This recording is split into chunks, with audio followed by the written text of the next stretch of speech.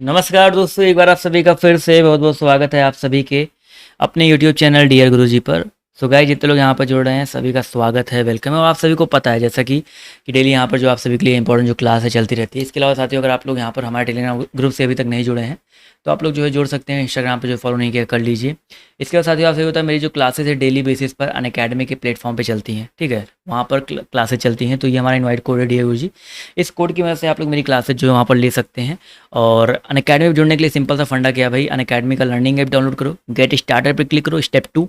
Step 3 में आपको अपना नंबर डालना है। उसके बाद गोल आपसे मांगेगा, आईडी बन जाएगी आपसे, मे बी स्टेट मांग सकता है, आप किस स्टेट से हो। उसके बाद गोल मांगेगा आपको, वहाँ पर UPPSC ये गोल सर्च करना है। उसके अलावा आप लोग मुझे सर्च कर सकते हैं मृत्युंजय, MIRTUNJAY, मृत्युंजय सर्च करेंगे तो ये देखिए DP लगी हुई, इस वाले DP की मदद से आप लोग मुझ तक पहुँच सकते हैं। फॉलो कर लीजिए, मेरी क्लासेज जो है देख सकते हैं। और रेफरल कोड याद रखिएगा डियर गुरुजी। इसके अलावा साथियों, अगर आप लोग अनअकैडमी प्लस पर जुड़ना चाहते हैं किसी भी कैटेगरी में, तो आप लोग मेरा रेफरल कोड जो है यूज कर सकते हैं, जहां पर आपको फ्री टेस्ट सीरीज जो है, मासिक करंट अफेयर हो गए, और भी जो आपके एग्जाम चलते रहते हैं उसके लिए फ्री लाइव क्लासेस जो चलती रहती है। तो if you want to join Unacademy plus तो आज ही जो है जुड़ने का प्रयास करो।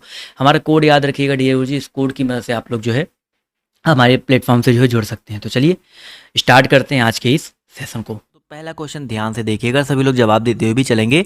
आनंद मठ पुस्तक के लेखक कौन है? आई होप ये क्वेश्चन मैं पहले आपको बता चुका हूँ। आनंद मठ जो पुस्तक है ये सन्यासी विद्रोह पर लिखी गई थी, और भारत का जो राष्ट्रीय गीत है वो भी इसी पुस्तक से लिया गया है। तो याद रखिए दोस्तों, यहाँ पर जितने भी लोग बंकिम चंद्र चट्टोपाध्याय जवाब दे रहे हैं वो लोग यहाँ पर बिल्कुल करेक्ट हो जाएंगे। अगला क्वेश्चन देखिए क्या कह रहा है कि नाना साहिब का दूसरा नाम क्या था। बहुत ही ज़्यादा इंपॉर्टेंट क्वेश्चन है। नाना साहेब का दूसरा नाम क्या था? फटाफट जवाब देते हुए चलेंगे। तो याद रखिए दोस्तों, नाना साहेब का दूसरा नाम क्या था? धोधू पंत। बहुत ही इंपॉर्टेंट क्वेश्चन है। धोधू पंत था इनका दूसरा नाम। और 1857 ईस्वी का जो विद्रोह हुआ था उसमें कानपुर से, कहाँ से दोस्तों? कानपुर से इन्होंने नेतृत्व किया था। बहुत ही इंपॉर्टेंट है ये, कई बार आपका कानपुर वाला जो है पूछा जाता है। अगला क्वेश्चन कह रहा है कि बाल, पाल और लाल ये जो हैं प्रमुख नेता थे किस दल के? फटाफट जवाब देते हुए चलेंगे। यहाँ पर याद रखिएगा भैया, बाल है, पाल है और लाल है। तो बाल मतलब बाल गंगाधर तिलक, पाल मतलब आपका होता है क्या? बिपिन चंद्र पाल, और लाल का मतलब होता है लाला लाजपत राय। तो यहाँ पर याद रखिएगा दोस्तों, ये जो हैं आपके इसके जो पूछा गया है कि कौन सी पार्टी के कौन से नेता थे, तो याद रखिएगा ये कांग्रेस दल के गरम दल के नेता थे। यानी कि ऑप्शन नंबर जो इसका डी है, कांग्रेस पार्टी के गरम दल, वो यहाँ पर बिल्कुल करेक्ट हो जाएगा। अगला क्वेश्चन देखिए आपसे यहाँ पर क्या कह रहा है कि पाकिस्तान नाम जो है किसने गढ़ा था? बहुत ही अच्छा क्वेश्चन है, सभी लोग जवाब देंगे यहाँ पर इसका। पाकिस्तान नाम जो है किसने गढ़ा था? जवाब देखिए, क्वेश्चन नंबर आपका यहाँ पर 4 है। जवाब देखिए आना शुरू हो गया है। तो 4 का जो करेक्ट आंसर आपका क्या हो जाएगा? तो भैया पाकिस्तान की अगर हम बात करते हैं, पाकिस्तान की हम बात करते हैं तो इसको जो है चौधरी रहमत अली, यहाँ पर पूछा गया पाकिस्तान नाम किसने गढ़ा था, तो चौधरी रहमत अली ने गढ़ा था। और इसका जो ऑप्शन नंबर डी है इसलिए ये करेक्ट हो जाएगा। चौधरी रहमत अली कैम्ब्रिज यूनिवर्सिटी के विद्यार्थी थे। अगला क्वेश्चन देखिए कह रहा है कि भारत सेवक समाज की स्थापना किसने की? फटाफट यहाँ पर सभी लोग जवाब देंगे। बहुत ही ज़्यादा इंपॉर्टेंट क्वेश्चन है, जितने भी भाई बहन यहाँ पर जुड़े हुए हैं सभी लोग जवाब देते हुए चलेंगे कि भारत सेवक समाज की स्थापना किसने की थी। चलिए भाई, यहाँ पर क्वेश्चन नंबर 5 का जो करेक्ट आंसर क्या हो जाएगा सर? गोपाल कृष्ण गोखले। ये जो हैं किसके राजनीतिक गुरु थे? एक बात बताते चलेंगे क्योंकि कई बार आपसे पूछा गया है। जो गोपाल कृष्ण गोखले थे महात्मा गांधी जी के राजनीतिक गुरु भी थे। तो याद रखिए दोस्तों, यहाँ पर इन्होंने भारत सेवक समाज की स्थापना की थी। अगला क्वेश्चन देखिए आपसे क्या कह रहा है कि गांधी जी ने अखिल भारतीय स्तर पर सत्याग्रह आंदोलन किस वर्ष आरंभ किया? चलिए क्वेश्चन नंबर 6 है, सभी लोग जवाब देते हुए चलेंगे कि गांधी जी ने अखिल भारतीय स्तर पर सत्याग्रह आंदोलन किस वर्ष में आरंभ किया था? तो याद रखिए दोस्तों 1919 में, यानी कि 1919 ईस्वी में दोस्तों गांधी जी ने अखिल भारतीय स्तर पर सत्याग्रह आंदोलन जो है स्टार्ट किया था। क्वेश्चन नंबर 7 है, सभी लोग फटाफट यहाँ पर जवाब देंगे। बहुत ही ज़्यादा अच्छा क्वेश्चन है कि बारदोली सत्याग्रह निम्नलिखित में से किस व्यक्ति से जुड़ा है? बारदोली सत्याग्रह के बारे में पूछा गया है यहाँ पर। क्वेश्चन नंबर आपका यहाँ पर 7 है। जवाब देखिए 7 का आना शुरू हो गया है। तो याद रखिए दोस्तों, 7 का जो करेक्ट आंसर आपका हो जाएगा सरदार वल्लभ भाई पटेल। जी हाँ दोस्तों, सरदार वल्लभ भाई पटेल जी की बात करते हैं तो यहाँ पर बारदोली सत्याग्रह जो है इन्हीं से संबंधित है। अगला क्वेश्चन देखिए आपसे यहाँ पर क्या कह रहा है कि खाद्य प्रोटीन के 2 सबसे प्रमुख या सबसे समृद्ध स्रोत कौन से हैं? सबसे समृद्ध का मतलब क्या होता है? सबसे ज़्यादा जिसमें हो। तो भैया खाद्य प्रोटीन की बात हो रही है, तो याद रखिएगा खाद्य प्रोटीन की बात करते हैं तो सबसे ज़्यादा तो सोयाबीन सबने सुनी रखा है। उसके अलावा मूंगफली, तो सोयाबीन और मूंगफली में सबसे ज़्यादा जो है प्रोटीन होता है। आप ये मान के चलिए सोयाबीन हो गया, मूंगफली हो गया, एक आधे कप में आप 15 ग्राम तक प्रोटीन जो है पा सकते हैं। अगला क्वेश्चन देखिए आपसे यहाँ पर क्या कह रहा है, ध्यान से देखिएगा कि जो मूत्र का पीला रंग होता है वो किसकी मौजूदगी के कारण होता है। फटाफट जवाब देते हुए चलेंगे, मूत्र का पीला रंग किसकी मौजूदगी के कारण होता है। क्वेश्चन नंबर आपके यहाँ पर 9 है, जवाब देखिए 9 का यहाँ पर सभी साथी देते हुए चलेंगे। तो क्वेश्चन नंबर 9 की हम बात करते हैं तो याद रखिएगा यूरोक्रोम, बहुत ही इंपॉर्टेंट क्वेश्चन है। यूरोक्रोम की मौजूदगी के कारण मूत्र का जो रंग होता है वो आपका येलो यानी कि पीला कलर का होता है। अगला क्वेश्चन देखिए क्या कह रहा है कि क्लोरोफिल में क्या पाया जाता है। क्वेश्चन नंबर 10 है, सभी लोग जवाब देते हुए चलेंगे, क्लोरोफिल में क्या पाया जाता है। चलिए भैया क्वेश्चन नंबर 10 है, यहाँ पर इसका जवाब देखिए आना शुरू हो गया धीरे धीरे। तो क्लोरोफिल की अगर हम बात करते हैं तो दोस्तों उसमें मैग्नीशियम पाया जाता है। मैग्नीशियम हरी पत्तीदार सब्जियां, जो जितनी भी आप हरी पत्तीदार सब्जियां देखोगे उन सभी में मैग्नीशियम पाया जाता है, तो क्लोरोफिल में वही पाया जाता है बेसिकली। इसके अलावा इसकी खोज कभी कभी पूछा जाता है कि मैग्नीशियम की खोज किसने की थी, तो सर हम्फ्री डेवी ने किया था। किसने किया था भैया, सर यहाँ पर मैं लिख देता हूँ वर्तनी के साथ जिससे आप लोग गलत ना करो, हम्फ्री होता है, हम्फ्री डेवी ने किया था। ठीक है, ये डा है भाई, डेवी ने किया था 1909 में, यानी कि 1990 में इसकी खोज हुई थी। अगला क्वेश्चन देखिए क्या कह रहा है कि पौधे के किस भाग से हल्दी प्राप्त होता है। चलिए भाई फटाफट जवाब देते हुए चलेंगे, पौधे के किस भाग से हल्दी प्राप्त होता है। क्वेश्चन नंबर 11 है, जवाब देखिए आना शुरू हो गया है। तो भैया 11 का जो करेक्ट आंसर आपका क्या हो जाएगा। चलिए भैया क्वेश्चन नंबर 11 की अगर हम बात करते हैं तो पौधे के किस भाग से हल्दी प्राप्त होती है, मूल भाग से। ठीक है, पौधे का जो मूल भाग होता है वो बेसिकली आपकी ऑप्शन नंबर जो इसका ए है यहाँ पर करेक्ट हो जाएगा, बट यहाँ पर हाँ ठीक है, मूल मतलब जड़ी होता है, वही मेरे दिमाग में जड़ चल रहा था, मूल और जड़ एक ही होता है, तो जड़ों से जो होती है आपकी हल्दी जो है प्राप्त होती है। ठीक है, अगला क्वेश्चन देखिए आपसे यहाँ पर क्या कह रहा है, ध्यान से देखिएगा। क्वेश्चन नंबर आपका यहाँ पर 12 कह रहा है कि वर्ल्ड ट्रेड सेंटर पर आतंकवादी हमला कब हुआ था। चलिए भाई क्वेश्चन नंबर 12, बहुत ही फेमस ये हमला हुआ था और आप सभी को इसके बारे में पता है, पूरी दुनिया जो है जानती है। चलिए वर्ल्ड ट्रेड सेंटर, तो भैया WTO वर्ल्ड ट्रेड सेंटर की बात हो रही है। तो इस सेंटर पर जो है आतंकवादी हमला कब हुआ था, ये हमला सभी को पता है 2001 में हुआ था, बट याद रखिएगा 11 सितंबर 2001, ये डेट भी याद रखिएगा क्योंकि यहाँ पर देख सकते हैं डेट के साथ ही दिया गया है। तो ऑप्शन नंबर जो इसका ए है वो यहाँ पर बिल्कुल करेक्ट हो जाएगा। अगला क्वेश्चन देखिए आपसे यहाँ पर क्या कह रहा है कि भारतीय संविधान में धार्मिक स्वतंत्रता का अधिकार वर्णित है कौन से अनुच्छेद से लेकर कौन से अनुच्छेद तक। चलिए सर, धार्मिक स्वतंत्रता की बात हो रही है तो याद रखिए दोस्तों, भारतीय संविधान में अनुच्छेद 25 से 28 की अगर हम बात करते हैं, अनुच्छेद 25 का जिक्र किया गया है जहां पर धार्मिक स्वतंत्रता की बात हुई है, और धार्मिक स्वतंत्रता को लेकर के बेसिकली 25 से लेकर 28 तक आपको देखने को मिल जाएगा। अगला क्वेश्चन देखिए क्या कह रहा है कि भारतीय संविधान के अकॉर्डिंग भारत एक कैसा देश है।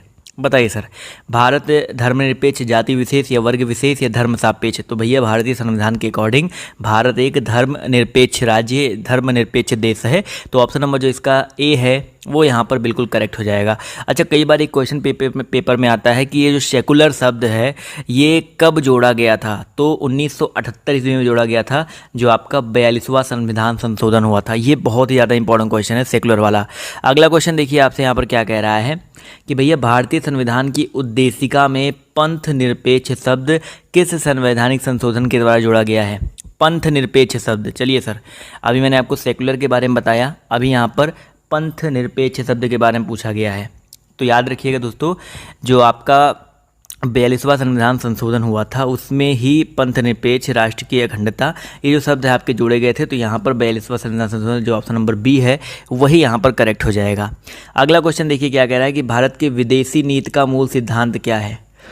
भारत के विदेशी नीति का मूल सिद्धांत क्या है। चलिए भैया क्वेश्चन नंबर आपका 16 है, जवाब देखिए आना शुरू हो गया है। तो याद रखिए गुट निरपेक्षता, भारत के विदेशी नीति का जो मूल सिद्धांत है वो गुट निरपेक्षता होता है। भैया गुट निरपेक्षता का अर्थ क्या होता है। गुट निरपेक्षता का मतलब होता है कि किसी मुद्दे के संबंध में उसकी योग्यता तथा भारत के हितों पर इससे पड़ने वाले प्रभावों के संदर्भ में निर्णय लेने की क्षमता। ठीक है, तो यहाँ पर ऑप्शन नंबर जो इसका डी है वो यहाँ पर करेक्ट हो जाएगा। 17 का जवाब देंगे, जंग से बचाने के लिए लोहे से बने पानी के पाइपों पर जस्ते की परत चढ़ाने को क्या कहते हैं। चलिए सर, क्वेश्चन नंबर 17 है, सभी लोग जवाब देते हुए चलेंगे। जंग से बचाने के लिए लोहे से बने पाइपों की पाइपों पर जस्ते की परत चढ़ाने को क्या कहा जाता है? तो याद रखिए दोस्तों, इसको कहा जाता है यसदीकरण। बहुत ही ज़्यादा इंपॉर्टेंट क्वेश्चन है। क्या कहा जाता है भैया? यसदीकरण कहा जाता है। ठीक है। अगला क्वेश्चन देखिए आपसे क्या कह रहा है कि कपड़ों तथा बर्तनों को साफ करने के लिए प्रयुक्त डिटर्जेंट में क्या होता है? कपड़ों तथा बर्तनों को साफ करने के लिए जो डिटर्जेंट प्रयुक्त किया जाता है उसमें क्या होता है? क्वेश्चन नंबर 18 है। तो याद रखिए दोस्तों, इसमें बेसिकली आपका होता है सोडियम कार्बोनेट। ठीक है, क्या होता है दोस्तों? आपका सोडियम कार्बोनेट होता है। तो ऑप्शन नंबर जो इसका बी है वो यहाँ पर बिल्कुल करेक्ट हो जाएगा। इसका रासायनिक सूत्र होता है Na2CO3। ठीक है। अगला क्वेश्चन देखिए, कह रहा है कि पॉलीथीन बनता है। क्वेश्चन नंबर 19 है, सभी लोग जवाब देते हुए चलेंगे। पॉलीथीन जो है बनता है किससे बनता है? क्वेश्चन नंबर 19 जवाब देखिए यहाँ पर आना शुरू हो गया है। तो भैया पॉलीथीन दो पदार्थों से बनता है। एक आपका होता है एथिलीन और एक आपका होता है बेंजिल्डिहाइड। इसके मिश्रण से बनता है उच्च दाब पर। तो ऑप्शन नंबर जो इसका ए है एथिलीन, वो यहाँ पर बिल्कुल करेक्ट हो जाएगा। अगला क्वेश्चन देखिए क्या कह रहा है कि विटामिन B2 का अन्य नाम क्या है? विटामिन B2 का अन्य नाम बताइए। फटाफट जवाब देते हुए सभी साथी यहाँ पर देते हुए चलेंगे। विटामिन B2, तो याद रखिए दोस्तों, विटामिन B2 की अगर हम बात करते हैं तो इसका एक अन्य नाम क्या है? राइबोफ्लेविन है। तो ऑप्शन नंबर जो इसका सी है वो यहाँ पर बिल्कुल करेक्ट हो जाएगा। चलिए अगला क्वेश्चन देखिए आपसे यहाँ पर क्या कह रहा है, ध्यान से समझिएगा, ध्यान से देखिएगा कि बाल गंगाधर तिलक ने किसे अपना राजनीतिक गुरु कहते थे? बाल गंगाधर तिलक जो है किसे अपना राजनीतिक गुरु कहते थे, ये क्वेश्चन पूछा गया है। तो भैया क्वेश्चन नंबर हम बात करते हैं 21 के बारे में। तो बाल गंगाधर तिलक स्वामी विवेकानंद जी को, किसको दोस्तों? स्वामी विवेकानंद जी को अपना गुरु मानते थे। चलिए अगला क्वेश्चन देखिए क्या कह रहा है कि भूदान आंदोलन किसने स्टार्ट किया था? भूदान आंदोलन जो है किसने प्रारंभ किया था? क्वेश्चन नंबर 22 है। 22 का जवाब जो है क्या हो जाएगा? 22 का जो करेक्ट आंसर है आपका हो जाएगा विनोबा भावे। जी हाँ दोस्तों, भूदान आंदोलन जो है संत विनोबा भावे द्वारा 1951 ईस्वी में स्टार्ट किया गया था। और ये स्वैच्छिक भूमि सुधार आंदोलन था और बेसिकली बहुत ही ज़्यादा मतलब सक्सेस ये मान सकते हैं कि लोगों ने भी इसका सपोर्ट किया था। बहुत सक्सेस आंदोलन था ये। अगला क्वेश्चन देखिए कह रहा है कि आज़ाद हिंद फौज का गठन जो है कब हुआ था? आज़ाद हिंद फौज, बताइए सर, इसका जो गठन है कब हुआ था? आज़ाद हिंद फौज की अगर हम बात करते हैं, देखिए दो यहाँ पर एक काफ़ी लोग को कन्फ्यूजन रहता है, बट मैं यहाँ पर क्लियर कर देना चाहूँगा। 1942 में हुआ था। भारत को अंग्रेज़ों के कब्जे से स्वतंत्र कराने के लिए आज़ाद हिंद फौज का जो है गठन हुआ था और इसकी संरचना रास बिहारी बोस ने जापान की सहायता से टोक्यो में की थी। ठीक है, तो ये आज़ाद हिंद फौज का गठन 1942 में हुआ था। अगला क्वेश्चन देखिए आपसे यहाँ पर क्या कह रहा है कि निम्नलिखित में से कौन सा राजनीतिक अधिकार नहीं है? क्वेश्चन नंबर 24 है और सभी को बताते हुए चलना है यहाँ पर कौन सा जो है आपका राजनीतिक अधिकार नहीं है। चलिए सर, मत देने का अधिकार एक राजनीतिक अधिकार है। चुनाव जीवन का जो आधार है, बिल्कुल सही, यहाँ पर ऑप्शन पढ़ने से पता चलेगा जो जीवन का आधार है ये कोई राजनीतिक अधिकार नहीं होता है। तो ऑप्शन नंबर जो इसका बी है वो यहाँ पर करेक्ट हो जाएगा। चलिए 25 नंबर क्वेश्चन पे आते हैं। तो कह रहा है कि संविधान का अनुच्छेद 370 किस राज्य पर लागू होता है? संविधान का जो अनुच्छेद 370 है आप सभी को बताना है किस राज्य पर लागू होता है। सभी को पता है, अब तो हट गया। 370 जो है आपका जम्मू और कश्मीर पर लागू होता है और आप सभी को पता था कि इसी के तहत इसको विशेष राज्य का दर्जा दिया गया था, बट अभी तो हट चुका है, सभी को पता ही है। क्वेश्चन नंबर 26 का जवाब देंगे, मूल अधिकार भारतीय संविधान के किस भाग में स्थापित है? मूल अधिकार जो है भारतीय संविधान के किस भाग में स्थापित है? तो याद रखिए दोस्तों, मूल अधिकार जो है भारतीय संविधान के भाग 3 में। ठीक है, भाग 3 में अनुच्छेद की बात करते हैं तो 12 से लेकर के 35 तक जो है आपका स्थापित किया गया है। अगला क्वेश्चन देखिए आपसे यहाँ पर क्या कह रहा है। क्वेश्चन नंबर 27 की अगर हम बात करते हैं, ध्यान से देखिए कि भारत के संविधान में शामिल राजनीति के निर्देशक सिद्धांतों की अवधारणा किसके संविधान से ली गई है? क्वेश्चन नंबर 27 है, सभी लोग जवाब देते हुए चलेंगे कि भारत के संविधान में शामिल राजनीति के निर्देशक सिद्धांतों की जो अवधारणा है वो किसके संविधान से ली गई है? तो याद रखिए दोस्तों, आयरलैंड। ऑप्शन नंबर जो इसका डी है आयरलैंड, वो यहाँ पर बिल्कुल करेक्ट हो जाएगा। 28 नंबर क्वेश्चन देखिए, बहुत ही आसान सा क्वेश्चन है, आपने पढ़ा ही होगा कि एड्स का जो विस्तृत रूप है वो क्या हो जाएगा। क्वेश्चन नंबर 28 है, सभी लोग जवाब देते हुए चलेंगे। तो याद रखिए दोस्तों, अगर हम बात करते हैं एड्स के बारे में, AIDS, इसका जो फुल फॉर्म होता है एक्वायर्ड इम्यूनो डिफिशियंसी सिंड्रोम, यानी कि ऑप्शन नंबर जो इसका सी है वो यहाँ पर बिल्कुल करेक्ट हो जाएगा। 29 नंबर क्वेश्चन कह रहा है कि ध्वनि मापक इकाई को क्या कहते हैं। ध्वनि मापक इकाई को क्या कहा जाता है भाई? ध्वनि मापक इकाई को डेसीबल कहते हैं। ठीक है, डेसीबल में हम लोग ध्वनि को मापते हैं। डेसीबल जो मापक होता है वो 0 से स्टार्ट होता है और ये 0, 10 डेसीबल, 15 डेसीबल, 1 डेसीबल, 2 डेसीबल, इस तरह से आपको जो है इसका मापा जाता है। अगला क्वेश्चन देखिए कह रहा है कि 2011 की जनगणना के अकॉर्डिंग अखिल भारत स्तर पर लिंगानुपात है। लिंगानुपात के बारे में कई बार आपसे पेपर में पूछा जा चुका है। चलिए भाई, जवाब यहाँ पर हो जाएगा 943। ठीक है, 2011 की जो जनगणना हुई थी वो लिंगानुपात जो है 943 है अखिल भारत स्तर पर। अगला क्वेश्चन कह रहा है कि दालें निम्नलिखित में से किसका उत्तम स्रोत होती हैं। दाल, भैया दाल सभी को पता है भाई, दाल से हमें क्या मिलता है? प्रोटीन मिलता है ना।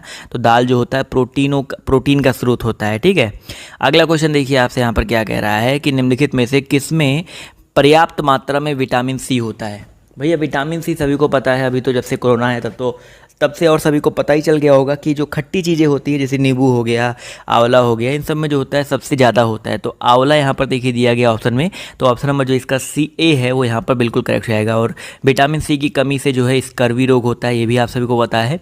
और इसके अलावा शरीर में रक्त की भारी कमी हो जाती है। और विटामिन सी घावों को भरने, पीप को शुष्क करने, हड्डियों को जोड़ने के काम में आता है। अगला क्वेश्चन देखिए कह रहा है विटामिन बी की कमी से क्या होता है। बहुत ही अच्छा क्वेश्चन है, विटामिन बी की कमी से क्या होता है। चलिए भैया, क्वेश्चन नंबर 33 है।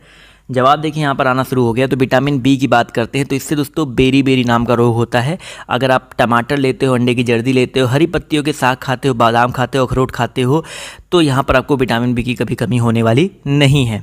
अगला क्वेश्चन देखिए क्या कह रहा है कि प्रकाश संश्लेषण के समय निकलने वाली गैस को क्या नाम दिया गया है। प्रकाश संश्लेषण के समय, भाई प्रकाश संश्लेषण क्या होता है? एक ऐसी क्रिया होती है जिसमें पौधे जो होते हैं अपने हरे रंग वाले अंग जितने होते हैं, जैसे पत्ती हो गया, उसके द्वारा सूर्य के प्रकाश की उपस्थिति में वायु से कार्बन डाइऑक्साइड तथा भूमि से जल लेकर के जटिल कार्बनिक खाद्य पदार्थ जैसे कार्बोहाइड्रेट का निर्माण करते हैं और CO2 जो है, ऑक्सीजन और CO2 गैस जो है बाहर निकालते हैं। तो सिंपल सा आपका याद रखिएगा।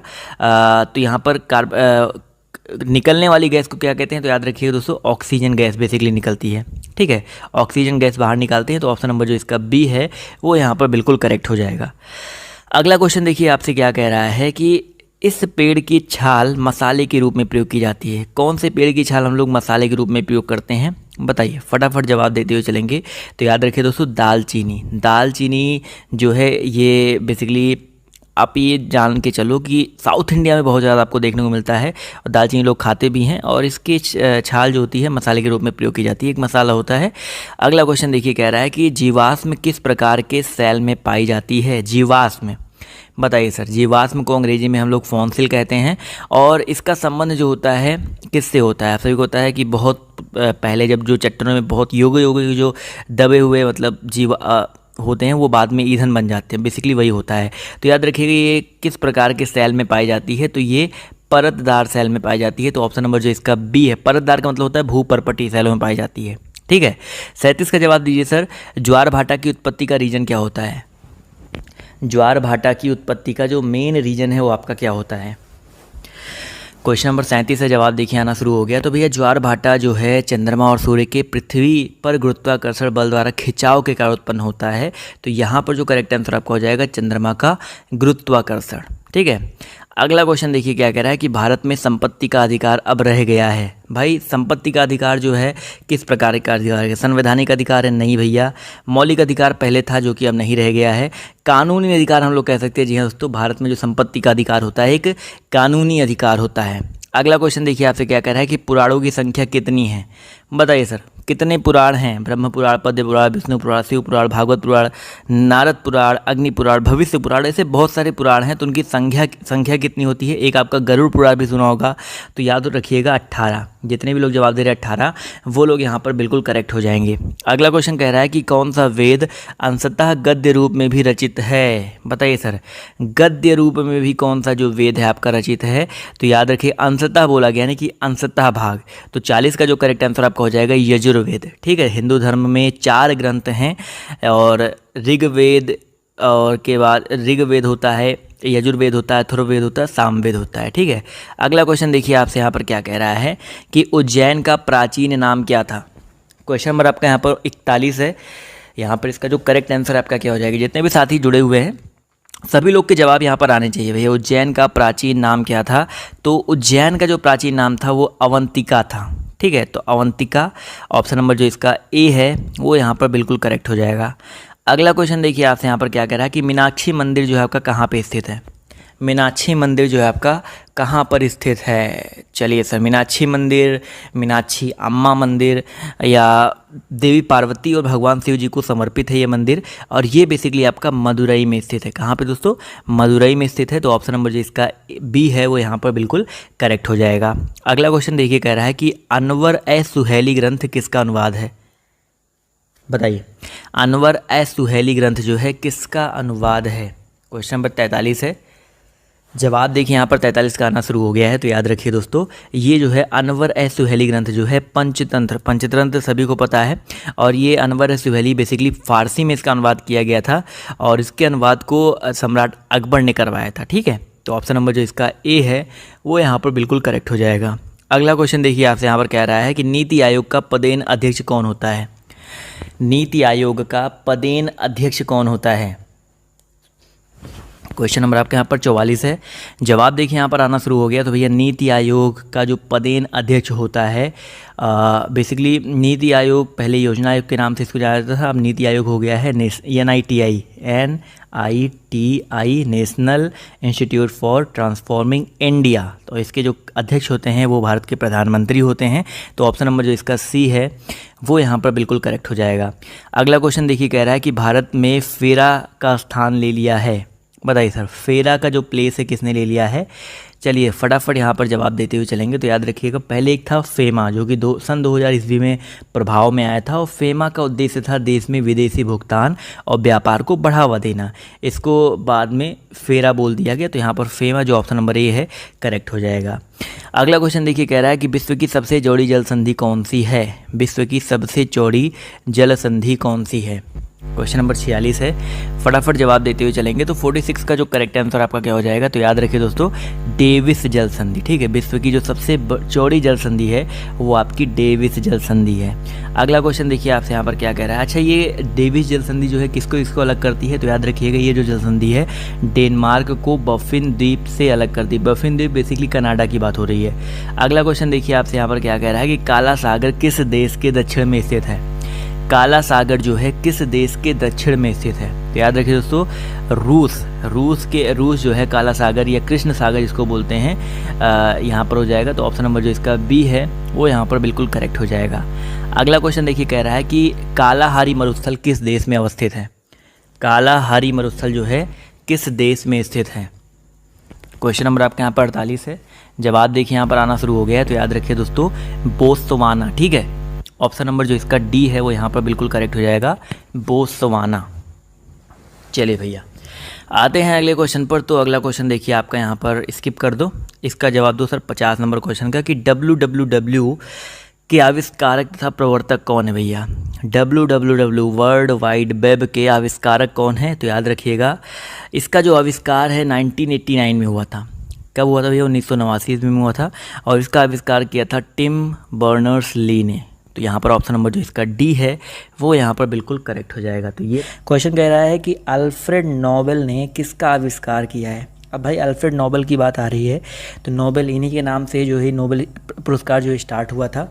तो याद रखिए दोस्तों, अल्फ्रेड नोबेल की अगर हम बात करते हैं, फटाफट सभी लोग जवाब देते हुए चलेंगे। अल्फ्रेड नोबेल की बात हो रही है, बहुत ही इंपॉर्टेंट क्वेश्चन है। तो याद रखिएगा, अल्फ्रेड नोबेल ने, जवाब बिल्कुल सही आ रहा है यहाँ पर, डायनामाइट का आविष्कार किया था। तो ऑप्शन नंबर जो इसका सी है वो यहाँ पर बिल्कुल करेक्ट हो जाएगा। जी हाँ दोस्तों, अल्फ्रेड नोबेल की बात करते हैं तो इन्होंने डायनामाइट का जो है आविष्कार किया था। अगला क्वेश्चन ध्यान से देखिए आपके सामने यहाँ पर क्या कह रहा है, ध्यान से देखिए। योजना आयोग का पदेन अध्यक्ष कौन होता है? क्वेश्चन नंबर आपका यहाँ पर 2 है। योजना आयोग का जो पदेन अध्यक्ष है वो कौन होता है, आपसे यहाँ पर पूछा गया है। सभी लोग जवाब देते हुए चलेंगे, बहुत ही अच्छा क्वेश्चन है। तो याद रखिए दोस्तों, योजना आयोग की अगर हम बात करते हैं तो योजना आयोग, और अभी जो है बात करते हैं इसके बारे में, तो यही जो है अभी नीति आयोग बन गया है। तो इसका जो पदेन अध्यक्ष होता है वो आपके प्रधानमंत्री होते हैं। कौन होते हैं भाई? प्रधानमंत्री होते हैं। 15 मार्च 1950, ये डेट याद रखिएगा, 15 मार्च 1950। इस डेट से अगर हम बात करते हैं, इसकी स्थापना जो है केंद्रीय मंत्रिमंडल के एक संकल्प प्रस्ताव पारित करने पर की गई थी। 15 मार्च 1950 ईस्वी को। अगला क्वेश्चन देखिए आपके सामने यहाँ पर क्या कह रहा है कि अभिनव भारत के संस्थापक कौन थे। बहुत ही अच्छा क्वेश्चन है। अभिनव भारत के संस्थापक जो है कौन थे, फटाफट जवाब देते हुए चलेंगे। क्वेश्चन नंबर आपका यहाँ पर 3 है, इसका करेक्ट आंसर आपका क्या हो सकता है। अभिनव भारत, यहाँ पर जवाब देखिए फटाफट आना शुरू हो गया है। तो अगर हम बात करते हैं दोस्तों अभिनव भारत के बारे में, बहुत ही अच्छा क्वेश्चन है और इसका जो करेक्ट आंसर आपका क्या हो जाएगा सर। अभिनव भारत नामक एक क्रांतिकारी संगठन की स्थापना जो है की गई थी विनायक दामोदर सावरकर, यानी कि ऑप्शन नंबर जो इसका बी है वो यहाँ पर बिल्कुल करेक्ट हो जाएगा। विनायक दामोदर सावरकर, इनके द्वारा किया गया था अभिनव भारत। ठीक है, अगला क्वेश्चन देखिए आपसे यहाँ पर क्या कह रहा है कि मुख्य न्यायाधीश की नियुक्ति कौन करता है। क्वेश्चन नंबर 4 है, सभी लोग जवाब देते हुए चलेंगे। मुख्य न्यायाधीश, भारत के जो मुख्य न्यायाधीश है उनकी नियुक्ति कौन करता है। भारत की ही बात होगी यहाँ पर, तो याद रखिए दोस्तों भारत के जो मुख्य न्यायाधीश है उनकी नियुक्ति जो है राष्ट्रपति करता है। बिल्कुल सही जवाब आ रहा है यहाँ पर, याद रखिएगा राष्ट्रपति जो है करेक्ट हो जाएगा। अच्छा, एक सिंपल सा क्वेश्चन मैं आपसे पूछता हूँ, सभी लोग जवाब देंगे क्योंकि कई बार आपके पेपर में पूछा गया है कि भारत के जो फर्स्ट मुख्य न्यायाधीश थे वो कौन थे। भारत के जो प्रथम मुख्य न्यायाधीश थे उनका नाम क्या था, बहुत बार आपके पेपर में आता है। सभी लोग जवाब देते हुए चलेंगे। मैं आपको बता देता हूँ उनका जो नाम था एच.जे. कानिया। ठीक है, एच.जे. कानिया था, हीरालाल जे कानिया था उनका नाम, तो याद रखिएगा एच.जे. कानिया, बहुत ही इंपॉर्टेंट है, याद रखिएगा। क्लियर है। अगला क्वेश्चन देखिए आपसे यहाँ पर क्या कह रहा है कि कितने वर्षों तक के बच्चों को शिक्षा अनिवार्य किया गया है। क्वेश्चन नंबर 5 है, सभी लोग जवाब देते हुए चलेंगे। कितने वर्षों तक के बच्चों को जो है शिक्षा अनिवार्य किया गया है, बहुत ही इंपॉर्टेंट क्वेश्चन है, याद रखिएगा। फटाफट सभी लोग जवाब देते हुए चलेंगे। क्वेश्चन पूछा गया है कितने वर्षों तक के बच्चों को शिक्षा अनिवार्य किया गया है, तो याद रखिएगा दोस्तों 6 से लेकर के 14 वर्ष तक के जो बच्चे हैं उनको जो है शिक्षा अनिवार्य किया गया है। तो ऑप्शन नंबर जो इसका ए है वो यहाँ पर बिल्कुल करेक्ट हो जाएगा। क्लियर है। अगला क्वेश्चन देखिए आपसे यहाँ पर क्या कह रहा है, उसी से संबंधित क्वेश्चन है इसलिए मैंने यहाँ पर आपको बताया नहीं, अभी यहाँ पर ये क्वेश्चन क्लियर हो जाएगा कि किस अनुच्छेद के तहत बच्चों को शिक्षा अनिवार्य किया गया है। क्वेश्चन नंबर आपका यहाँ पर 6 है, सभी लोग जवाब देते हुए चलेंगे। किस अनुच्छेद के तहत बच्चों को शिक्षा अनिवार्य किया गया है।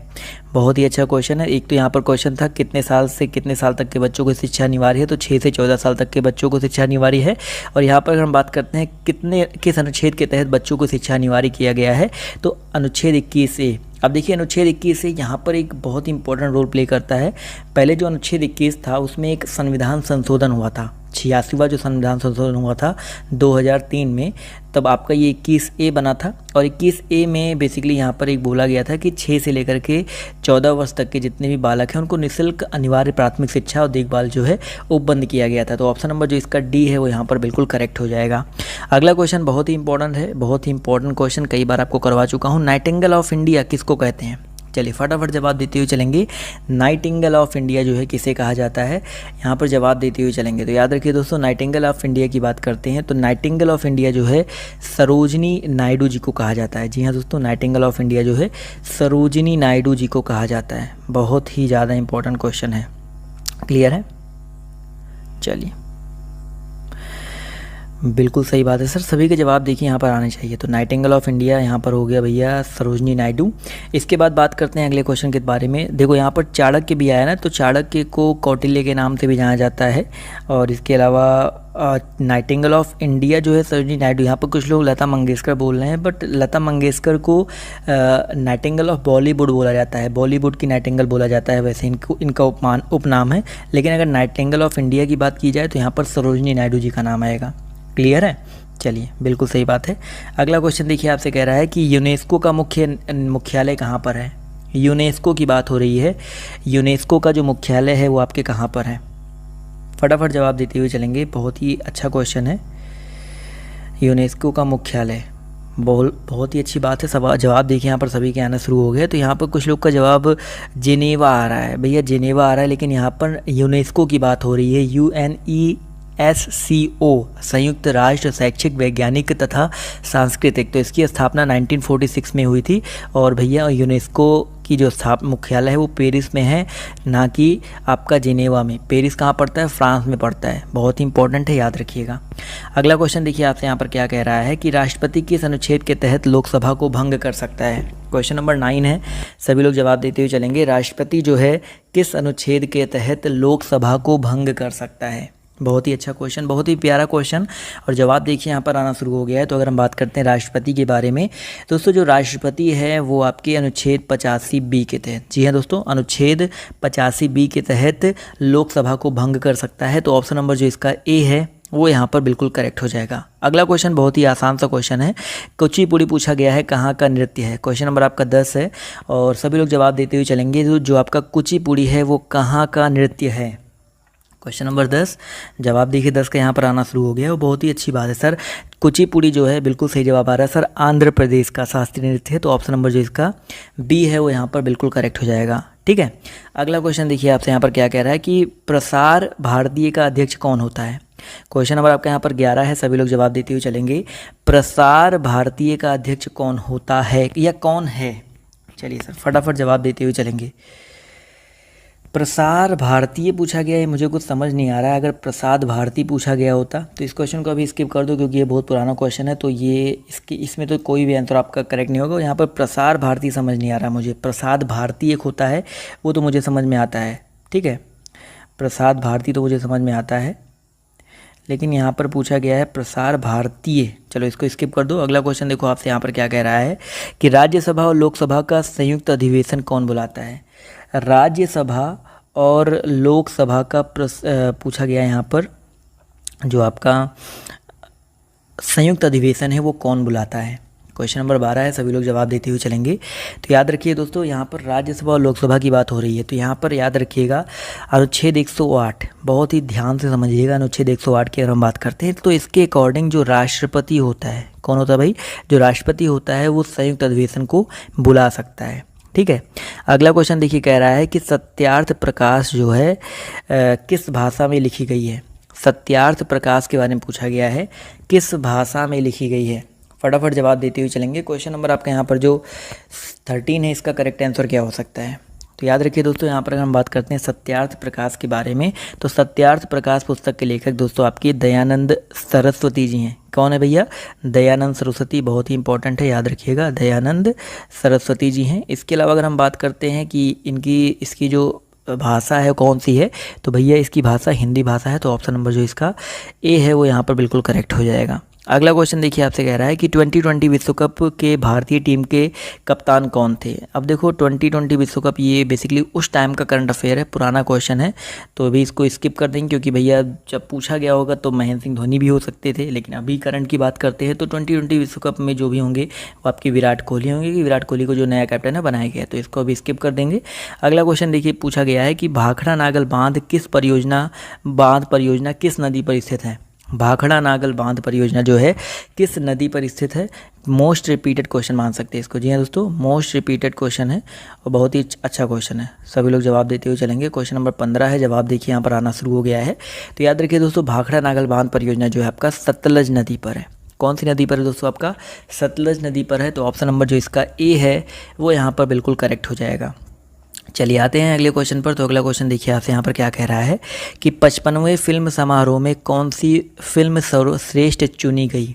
क्वेश्चन नंबर 16 है और ये भी आपका पुराना क्वेश्चन है, वैसे इस क्वेश्चन को भी आप स्किप कर सकते हैं। करंट अफेयर मैं आपको अलग से करवा रहा हूँ तो उसकी टेंशन मत लीजिएगा, ठीक है। तो यहाँ पर उस समय का क्वेश्चन था, 55वां पूछा गया है, तो उस समय कांचीवरम था, ठीक है, इसको स्किप कर दीजिए। अगला क्वेश्चन देखिए क्या कह रहा है, उसी से क्वेश्चन नंबर 17 कह रहा है कि द्रोणाचार्य पुरस्कार किस क्षेत्र में दिया जाता है। सभी लोग जवाब देते हुए चलेंगे। द्रोणाचार्य पुरस्कार है, तो याद रखिए दोस्तों, द्रोणाचार्य पुरस्कार जो है खेल प्रशिक्षण में दिया जाता है, खेल प्रदर्शन में नहीं दोस्तों, खेल प्रशिक्षण में दिया जाता है। क्योंकि द्रोणाचार्य कौन था भाई, गुरु थे ना, तो गुरु जो है प्रशिक्षण देते हैं, तो खेल प्रशिक्षण यहाँ पर याद रखिएगा। जल्दी जल्दी क्वेश्चन को खत्म करते हैं। सीमांत गांधी के नाम से किसे जाना जाता है, बताइए सर, सीमांत गांधी के नाम से जो है किसे जाना जाता है। फटाफट जवाब देते हुए चलेंगे। तो याद रखिए भैया, सीमांत गांधी की अगर हम बात करते हैं तो यहाँ पर जो करेक्ट आंसर आपका हो जाएगा खान अब्दुल गफ्फार खान, बिल्कुल सही बात है सर, इनको सीमांत गांधी के नाम से जाना जाता था। अगला क्वेश्चन बहुत ही ज़्यादा इंपॉर्टेंट है कि प्रथम पंचवर्षीय योजना कब लागू किया गया था। पहला जो पंचवर्षीय योजना है कब लागू किया गया था, तो याद रखिएगा 1951, बहुत ही इंपॉर्टेंट, बस इतना याद रखो 1951। और यहाँ पर चारों ऑप्शन 1 अप्रैल ही दिया गया है, तो यहाँ पर ऑप्शन नंबर जो इसका सी है 1 अप्रैल 1951 वो यहाँ पर बिल्कुल करेक्ट हो जाएगा। अगला क्वेश्चन, www का पूरा नाम क्या है भाई, www.google.com, facebook.com, youtube.com, आप सभी ने देखा होगा। तो ये जो स्टार्टिंग का www होता है उसका पूरा नाम क्या होता है, फटाफट जवाब देते हुए चलेंगे। तो याद रखिए दोस्तों, WWW का जो पूरा नाम होता है वर्ल्ड वाइड वेब होता है, यानी कि ऑप्शन नंबर जो इसका डी है वो यहाँ पर बिल्कुल करेक्ट हो जाएगा। अगला क्वेश्चन देखते हैं आपसे यहाँ पर क्या कह रहा है। ईसीजी का प्रयोग जो है किसी गतिविधि दर्ज करने के लिए किया है। क्वेश्चन पूछा जाना चाहिए था कि ईसीजी का प्रयोग किसकी गतिविधि दर्ज करने के लिए किया जाता है। चलिए सर फटाफट जवाब देते हुए चलेंगे। ईसीजी का प्रयोग जो है किसकी गतिविधि दर्ज करने के लिए किया जाता है। जवाब देखिए यहाँ पर आना शुरू हो गया है। तो याद रखिए दोस्तों, ईसीजी की अगर हम बात करते हैं तो ईसीजी इलेक्ट्रोकार्डियोग्राफ इसका फुल फॉर्म होता है और ये हृदय की गति को जो है दर्ज करता है। क्लियर है। अगला क्वेश्चन देखिए आपसे यहाँ पर क्या कह रहा है कि उच्च न्यायालय के न्यायाधीशों की नियुक्ति कौन करता है। क्वेश्चन नंबर 22 है, सभी लोग जवाब देते हुए चलेंगे। उच्च न्यायालय के न्यायाधीशों की नियुक्ति जो है आपका कौन करता है। क्वेश्चन नंबर आपका यहाँ पर 22, जवाब देखिए यहाँ पर आना शुरू हो गया है। तो याद रखिए दोस्तों, 22 का जो करेक्ट आंसर है आपका क्या हो जाएगा, राष्ट्रपति। बिल्कुल सही बात है सर। उच्च न्यायालय के न्यायाधीशों की नियुक्ति कौन करता है दोस्तों, राष्ट्रपति करता है। तो यहाँ पर जितने भी लोग जवाब दे रहे हैं ऑप्शन नंबर डी, वो लोग यहाँ पर बिल्कुल करेक्ट हो जाएंगे। क्लियर है। चलिए अगला क्वेश्चन देखिए आपसे यहाँ पर क्या कह रहा है कि भारतीय नागरिक के कितने मौलिक कर्तव्य होते हैं। क्वेश्चन नंबर 23 से सभी लोग जवाब देते हुए चलेंगे। भारतीय नागरिक के कुल कितने मौलिक कर्तव्य होते हैं। फटाफट सभी लोग जवाब देते हुए चलिएगा। बहुत ही अच्छा क्वेश्चन है। जवाब देखिए यहाँ पर आना शुरू हो गया है। तो याद रखिए दोस्तों, अगर हम बात करते हैं भारतीय नागरिक के बारे में, तो भारतीय नागरिक के टोटल मौलिक कर्तव्यों की संख्या कितनी है। मूल अधिकार, मौलिक कर्तव्य दोनों अलग अलग होता है। ठीक है। चलिए सर, वैसे जब भारतीय संविधान में पहले तो 11 मूल कर्तव्य थे, एक 42वां संशोधन हुआ था, उसमें एक आपका एक और मूल कर्तव्य जोड़ा गया था। ठीक है। बताइए सर, फटाफट जवाब देते हुए चलेंगे। चलिए बिल्कुल सही जवाब आ रहा है सर। भारतीय नागरिक के लिए कुल कितने मौलिक कर्तव्य है, टोटल आपके 11 हैं। ठीक है। चलिए अगला क्वेश्चन देखिए आपसे यहाँ पर क्या कह रहा है, ध्यान से देखिए। क्वेश्चन नंबर आपका यहाँ पर 24 कह रहा है कि स्वर्ण मंदिर की स्थापना किसने की थी। स्वर्ण मंदिर की जो स्थापना है किसने की थी, फटाफट जवाब देते हुए चलेंगे। तो याद रखिए दोस्तों, स्वर्ण मंदिर की जो स्थापना है वो जो आपके गुरु थे अर्जुन देव नानक और गोविंद और तेग बहादुर में, यहाँ पर जो गुरु सिख थे अर्जुन देव, ये 5वें गुरु थे, तो इन्होंने किया था स्वर्ण मंदिर की स्थापना। क्लियर है। क्वेश्चन नंबर आपका 25 कह रहा है कि किस विटामिन की कमी से खून का बहना रुकता नहीं है। क्वेश्चन नंबर आपका यहाँ पर कह रहा है किस विटामिन की कमी से खून का बहना रुकता नहीं है। फटाफट क्वेश्चन नंबर 25 का जवाब देते हुए चलेंगे। तो ये 25 का जो करेक्ट आंसर है आपका क्या हो जाएगा। तो याद रखिए दोस्तों, 25 की बात करते हैं तो 25 का जो करेक्ट आंसर है आपका हो जाएगा विटामिन के। ठीक है। विटामिन के की कमी से जो खून का बहना है वो नहीं रुकता है। तो ऑप्शन नंबर जो इसका डी है वो यहाँ पर बिल्कुल करेक्ट हो जाएगा। क्वेश्चन नंबर आपका यहाँ पर 26 कह रहा है कि निम्नलिखित में से कौन सा रोग विषाणु से नहीं होता है। वायरस से कौन सा रोग नहीं होता है, चेचक, प्लेग, पोलियो, खसरा। फटाफट जवाब देते हुए चलेंगे। यहाँ पर बताना है कौन सा रोग जो आपका विषाणु से नहीं होता है। चेचक विषाणु से होने वाला रोग है। पोलियो की बात करते हैं, ये भी विषाणु से होने वाला रोग है। खसरा भी आपका विषाणु से होता है। लेकिन बचा कि आपका प्लेग जो आपका विषाणु से नहीं होता है, ये आपका जीवाणु से होने वाला रोग है। तो ऑप्शन नंबर जो इसका सी है वो यहाँ पर बिल्कुल करेक्ट हो जाएगा। क्वेश्चन नंबर 27 ध्यान से देखिए, कह रहा है कि उत्तरी ध्रुव पर पहुँचने वाली पहली भारतीय महिला कौन थी। उत्तरी ध्रुव पर पहुंचने वाली पहली भारतीय महिला कौन थी। फटाफट जवाब देते हुए चलेंगे। क्वेश्चन नंबर 27 का जो करेक्ट आंसर है आपका क्या हो जाएगा। चलिए भैया 27 जवाब देखिए यहाँ पर आना शुरू हो गया है। तो 27 की अगर हम बात करते हैं तो इसका जो करेक्ट आंसर है आपका हो जाएगा ऑप्शन नंबर सी, रीना कौशल। बहुत ही इंपॉर्टेंट क्वेश्चन है। उत्तरी ध्रुव पर पहुँचने वाली जो पहली भारतीय महिला थी उनका नाम था रीना कौशल। अगला क्वेश्चन देखिए आपसे यहाँ पर कह रहा है द वाइट टाइगर के लेखक कौन है। द वाइट टाइगर के लेखक कौन है। क्वेश्चन नंबर आपके यहाँ पर 28 है। जवाब देखिए 28 का यहाँ पर आना शुरू हो गया है। तो द वाइट टाइगर की बात करते हैं दोस्तों। इसके जो लेखक है वो अरविंद अडिगा है। कौन है दोस्तों, अरविंद अडिगा है। यानी कि ऑप्शन नंबर जो इसका सी है वो यहाँ पर बिल्कुल करेक्ट हो जाएगा। अब देखो अरविंद अडिगा का यहाँ पर नाम आया तो एक चीज़ और याद रखिएगा कि इनको बुकर पुरस्कार भी मिल चुका है। जी हाँ दोस्तों, मैन बुकर पुरस्कार जो इनको मिल चुका है, कब मिला था, 2008 ईस्वी में मिला था। ठीक है। अगला क्वेश्चन देखिए क्या कह रहा है कि सर्व शिक्षा अभियान के अंतर्गत किस आयु वर्ग के बच्चे आते हैं। सर्व शिक्षा अभियान के अंतर्गत किस आयु वर्ग के जो बच्चे हैं आपके आते हैं। क्वेश्चन नंबर आपके यहाँ पर 29 है और 29 का जवाब देते हुए चलेंगे सर। तो याद रखिए दोस्तों, सर्व शिक्षा अभियान की बात करते हैं तो इसके अंतर्गत दोस्तों मैंने आपको वही बताया था 6 से 14। ठीक है। 6 से 14 वर्ष तक के जो बच्चे हैं वो इसके अंतर्गत आते हैं, जिनको बेसिकली अधिकार प्राप्त है शिक्षा ग्रहण करने का। क्वेश्चन नंबर 30 है। यहाँ पर 30 का जवाब जो है आप सभी को क्या करना है भैया, कमेंट करके देना, ठीक है। ये आपका होमवर्क है और आप सभी को इसका जवाब देना है कि ऑस्कर अवार्ड जीतने वाले पहले भारतीय कौन थे। बहुत ही सिंपल सा क्वेश्चन है और सभी को जवाब पता होगा सर। भानु थैया, दिलीप कुमार, मनोज कुमार या राजकुमार, ऑस्कर अवार्ड जीतने वाले पहले भारतीय जो हैं कौन थे, आप सभी को कमेंट करके जवाब देना है, ठीक है। तो आज का रहा ये वीडियो, कैसा लगा आज का क्लास, आज की टेस्ट कैसी लगी, कमेंट करके बताइएगा। पीडीएफ डाउनलोड करने के लिए आप लोग हमारे टेलीग्राम ग्रुप से जुड़ सकते हैं, तो टेलीग्राम ग्रुप का जो लिंक है नीचे डिस्क्रिप्शन बॉक्स में देखने को मिल जाएगा। तो आज की इस वीडियो में सिर्फ इतना ही। बाय बाय, टेक केयर, जय हिंद, जय भारत। मिलते हैं आप सभी से नेक्स्ट वीडियो में।